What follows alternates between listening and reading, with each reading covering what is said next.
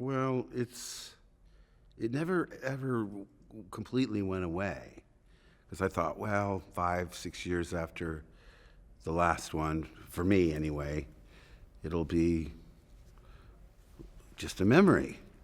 But it keeps being rediscovered and passed down to the next generation. And I remember Robert Watts was our production manager, and he says, "What do you think of the film we're doing?"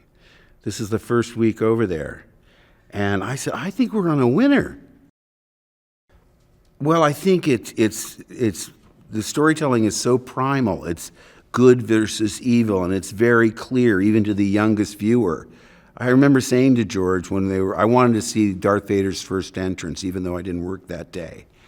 And I said, "George, why aren't you cutting away to two characters saying, 'Oh, that's the Dark Lord of the Sith. He's the most powerful evil.'" He goes, "No, well, it's got a white background. He comes on in a black costume. We'll play some scary music. They'll get it." I thought, wow, that's what economical storytelling. But it's like great fairy tales. It's so primal. And then they're also comparable, I think, to animated films, like the Disney animated films, in that they're not specific in time. You can't date it by our clothes or our vehicles or anything, so it stands the test of time. What's overwhelming is the support of the fans. It's unbelievable. I was saying earlier, they are so supportive of everything during your good times and your bad times, and more supportive than my actual family, who are highly critical, by the way. But the fans are again, something I've never taken for granted, because, it's just thinking about it, it's almost moving, because everyone has a story. Everyone has, it's become such a fabric of our culture. What was great about being asked to come back for the most recent trilogy is to reestablish contact with all the original characters. And, I'm able to enjoy it now in a way that I wasn't able to in my 20s. That was my first film, and not that I thought, well, everyone's going to be like this. It's just that with this perspective, I can really enjoy it in a way that would have been impossible to imagine then. And with Carrie, here she was. Now, I didn't work with either one of them in 7.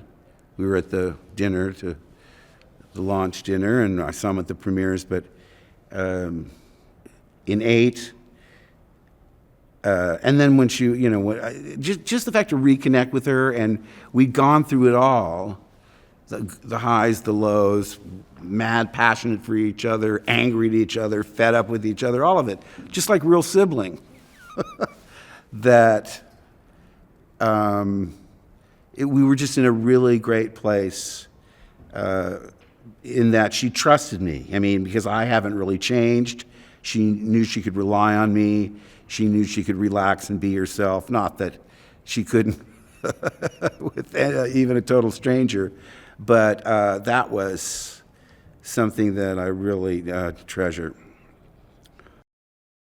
Well, I'll never get over the amazing support the films have from the fans, and to see them show up in so many numbers and iterations, generations of fans after 40 years is very gratifying. It's the wonderful, uplifting stories that give you hope for the future, encourage you in positive aspects. I've always attributed the good luck of my career to the fact that I made films which are passed on from generation to generation, and that's because of the value of the stories we tell. It's so clear, her value and what she brought, not just to Star Wars, but to all of our lives. I'll miss her. It's a fairy story created by a storyteller that looks into the future. He makes robots. He says, "I'm going to give you this, but I'm going to keep it normal for normal people. And there has never been a movie like it to have the whole family go and look at, from grandma to down to the kids. So you are looking at a whole range. It's now 4 generations. So what more do you want? That is Star Wars. It's great to be here for the 40th, I can't believe I'm saying that, anniversary of this great saga. I got involved 10 years in with Return of the Jedi, and then I was going to say I never look back, but then I started to look back because the films look back, and I became my real age, having been about 130, I think, in Return of the Jedi. And then, of course, caught up with myself by the end of the first prequel. So that's my checkered history over a few of the years, but it's great to be here with so many people who've had so much to do with the brilliant success of the film, and of course the fans, you know, and they put on a good show here. A lot of surprises for us, never mind for the fans who came. It was wonderful that George was here himself, of course. And then a great theatrical coup. Suddenly the curtains drew apart, and there was a huge orchestra, and there was John Williams conducting some of the best film music ever scored. I think George would say this too. I think it's the biggest thing, the thing that captures people and continues to over the years, is the story. It's a fantastic story about characters you can all identify with. I hope not too many people identify with my character for obvious reasons. But they'd certainly identify with Vader's journey. You know, when I saw the films early on, I'm sure it was true of everybody else, they thought, this is the devil, this is diabolism incarnate. And then I thought that too when I first saw episodes 4 and 5. And then I got a phone call, and I was asked to be in episode 6, and I thought, oh no, it's me. I'm the most diabolical, evil person in the world. It's great to go to bed one night and think, you know, these are great movies, and wake up the next morning and find you're in the dark center of one. Oh, it's crazy. 40 years, can you imagine? It's really bizarre.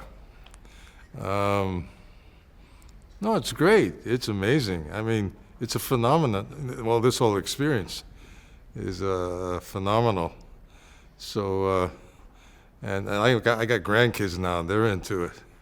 So there's another 40 years to go, I guess. It's really wonderful. You get one of these once in your life. You know, that's it. It's an annuity. The best part was just being able to see everybody again.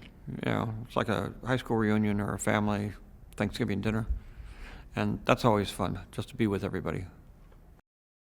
Well, it's amazing. You know, it was amazing in the beginning when it became a hit, and it's been amazing as we've gone through the years, and the fans have always been there, and, you know, for 40 years, and there haven't been, you know, there weren't films every year, but there have been fan conventions and things that kept it alive, and, you know, it's pretty amazing.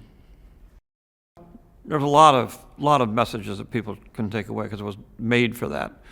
But, you know, to not be selfish, to be compassionate, that's the main thing.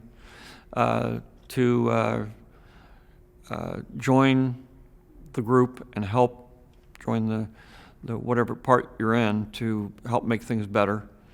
And, you know, there's a lot of issues. Those are that's the main one anyway. Well, she was smart, she was funny. I mean, she was Princess Leia. The thing about Princess Leia is that she's the smartest person in the room. She's the one that rescued the guys. The guys didn't rescue her. And so it's very important that she be able to stand up to those guys and be able to command them, and, you know, and she was only 19, so to have that kind of strength at that age and, you know, be likable and funny but still be a senator and order people around, you know, she was magical. Hey, Valeria here with some movie madness. Did you know that for Return of the Jedi, Harrison Ford suggested that Han Solo sacrifice his life to save his friends, but George Lucas declined? What do you think? Would it have been a good idea? Let me know below. Also, if you haven't already done it, subscribe and click the notification bell to stay updated on all the latest releases. Bye!